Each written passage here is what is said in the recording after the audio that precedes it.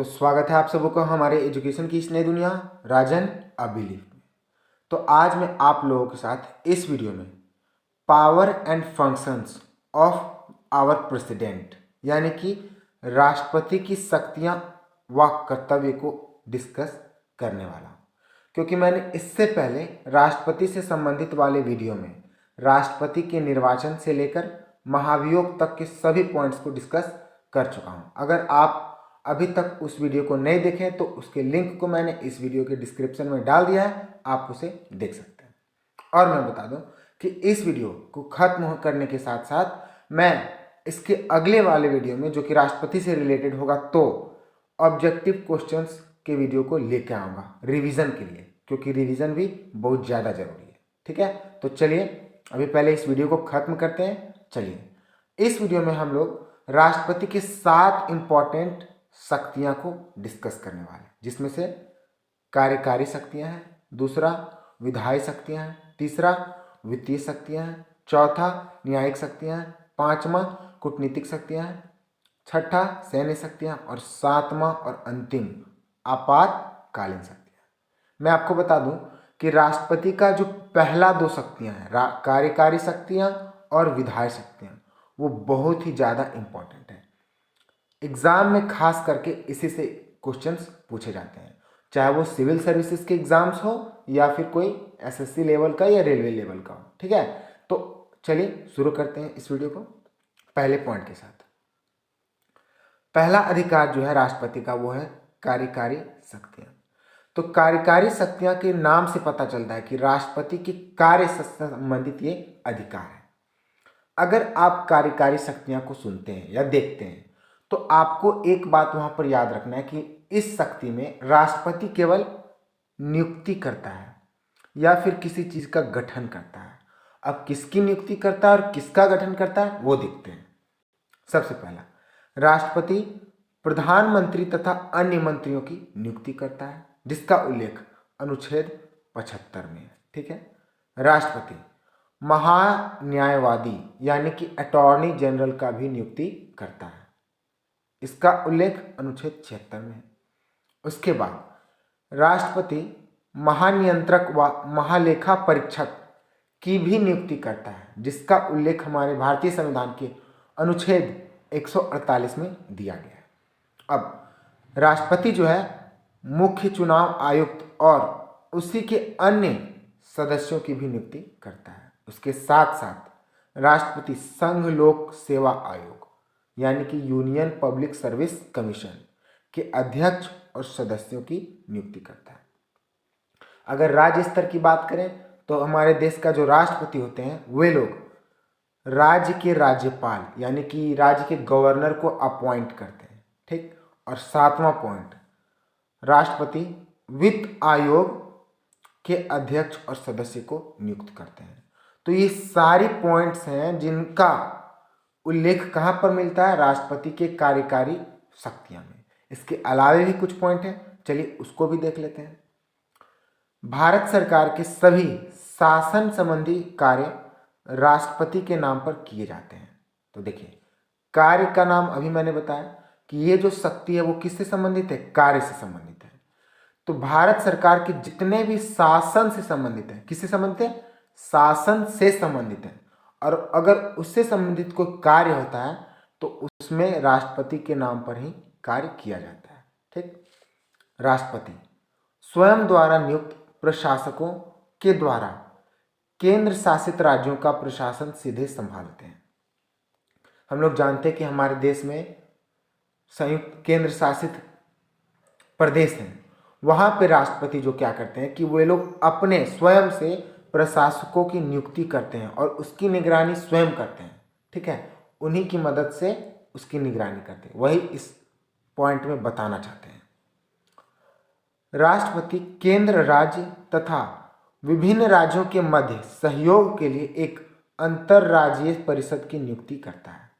तो ये पॉइंट भी इजी है कि राष्ट्रपति को अगर लगता है कि अब केंद्र हो या राज्य हो या फिर 2 अलग अलग राज्य हो, उसके मध्य में सहयोग के लिए एक अंतर्राज्यीय परिषद की आवश्यकता है, तो राष्ट्रपति जो है कार्यकारी शक्तियां के अंतर्गत इसकी नियुक्ति या फिर इसका निर्माण कर सकता है। तो ये जो सारी की सारी शक्तियां हैं वो कहाँ पर हैं? राष्ट्रपति की कार्यकारी शक्तियां में। अब पॉइंट नंबर 2 यानी कि इनकी दूसरी शक्ति की बात करें, सॉरी कुछ और पॉइंट्स इसमें बच रहे हैं। तो राष्ट्रपति अनुसूचित जाति यानी कि शेड्यूल्ड कास्ट SC, अनुसूचित जनजाति यानी कि ST शेड्यूल्ड ट्राइब्स तथा अन्य पिछड़े वर्ग यानी कि OBC के लिए एक आयोग की नियुक्ति कर सकता है। हमारे देश के राष्ट्रपति को जब कभी लगे कि अनुसूचित जाति, अनुसूचित जनजाति या फिर अन्य पिछड़े वर्गों से संबंधित कोई आयोग के निर्माण करने की जरूरत है, तो उस आयोग यानी कि कमीशन का निर्माण हमारे देश के जो राष्ट्रपति हैं वो उसका निर्माण कर सकते हैं। अब इस शक्ति का लास्ट पॉइंट, राष्ट्रपति किसी भी क्षेत्र को अनुसूचित क्षेत्र घोषित कर सकता है। वही यही पॉइंट है कि अगर राष्ट्रपति को लगता है कि अब ये जो क्षेत्र है उसे अनुसूचित क्षेत्र घोषित कर दिया जाना चाहिए, तो अब वो कार्यकारी शक्तियों का प्रयोग करके उस क्षेत्र को अनुसूचित क्षेत्र घोषित कर सकते हैं। अब पॉइंट नंबर 2 यानी कि विधायी शक्तियाँ।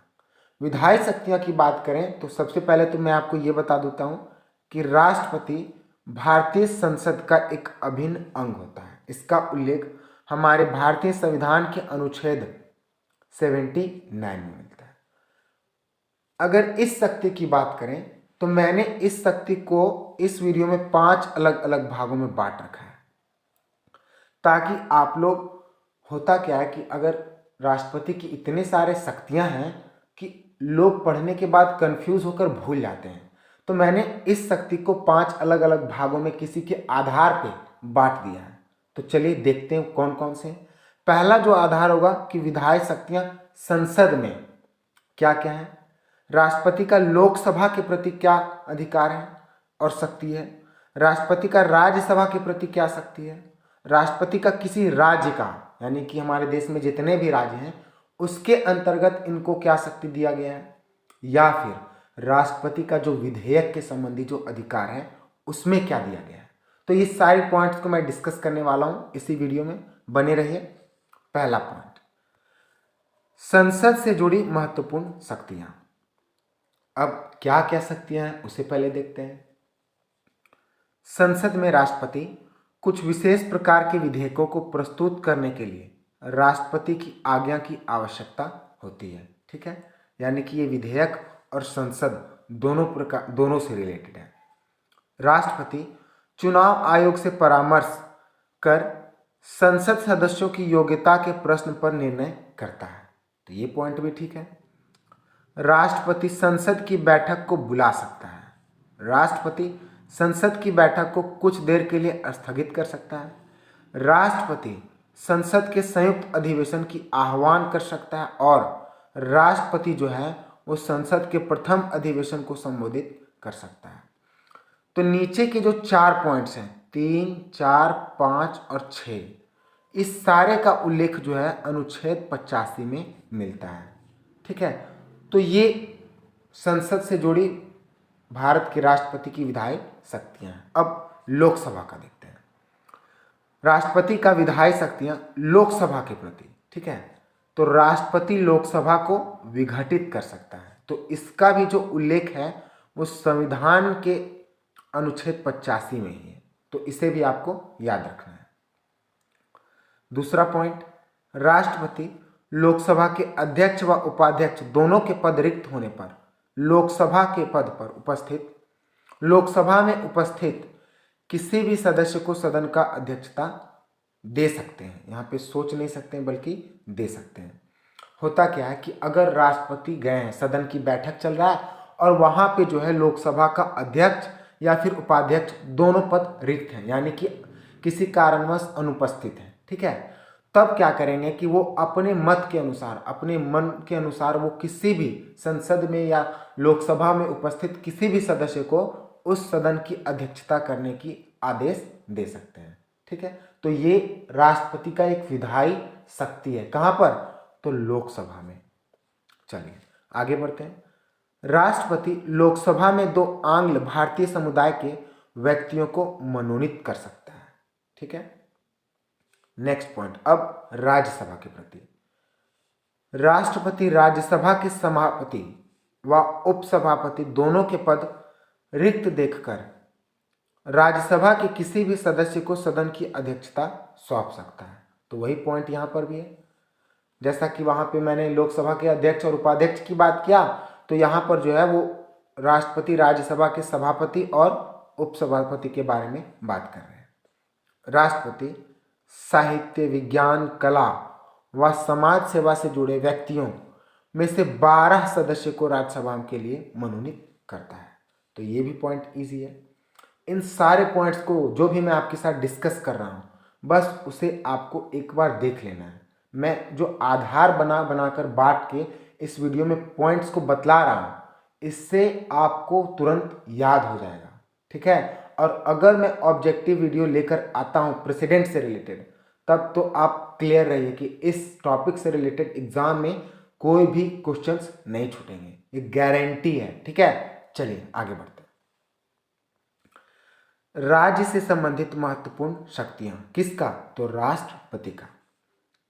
राज्य विधायिका द्वारा पारित किसी विधेयक को जब राज्यपाल राष्ट्रपति के विचार के लिए सुरक्षित रखता है, तब राष्ट्रपति को 3 प्रकार का ऑप्शन होता है।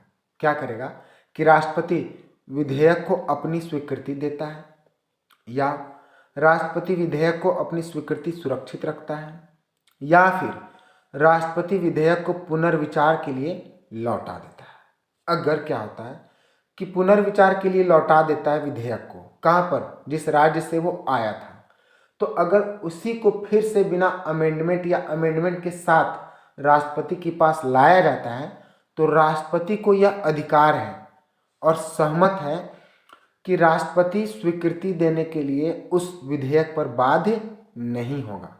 तो ये जो पॉइंट है वो बहुत ज़्यादा इम्पोर्टेंट है।